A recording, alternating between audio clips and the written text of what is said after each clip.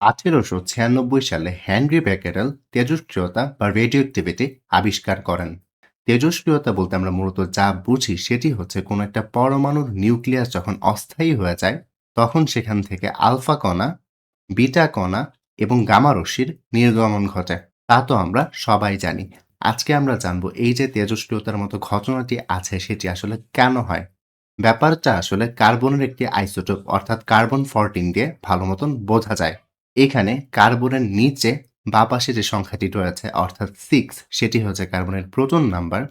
অন্যদিকে কার্বনের উপরে বাঁ পাশে যে সংখ্যাটি রয়েছে অর্থাৎ 14 সেটা হচ্ছে কার্বনের ভর সংখ্যা। আমরা জানি ভর সংখ্যা থেকে প্রোটন সংখ্যা বাদ দিলে যেটি পাওয়া যায় সেটি হচ্ছে নিউট্রন সংখ্যা।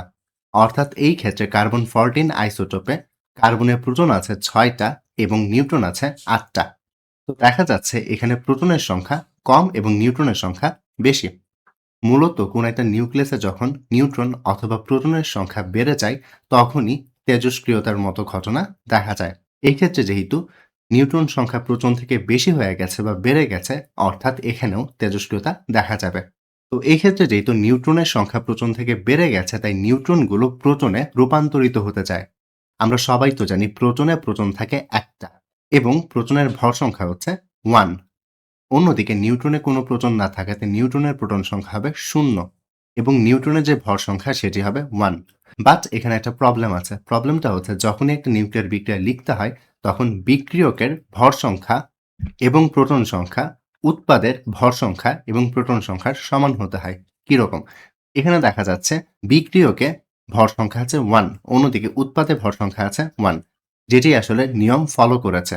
বাট প্রোটন সংখ্যার ক্ষেত্রে উৎপাদে প্রোটন আছে একটা এবং বিক্রিয়কে প্রোটন নেই। অর্থাৎ উৎপাদে একটা প্রোটন বেশি আছে। যেহেতু উৎপাদে একটা প্রোটন বেশি আছে তার মানে উৎপাদে একটা প্রোটন কম লিখতে হবে। তাই একটা মাইনাস করতে হবে। আর -1 আসলে হয়ে থাকে বিটা কণা বা বিটা পার্টিকেলের। এখানে নিউট্রন থেকে প্রোটনে কনভার্ট হওয়ার সময় দেখা যায় গামা রশ্মিরও নির্গমন হয়। তো এখানে দেখতে পারলাম নিউট্রন সংখ্যা বেড়ে গেলে নিউট্রনগুলো প্রোটনে কনভার্ট হয়ে যায় এবং এ সময় বিটা কণা এবং গামা কণার নিঃসরণ হয়।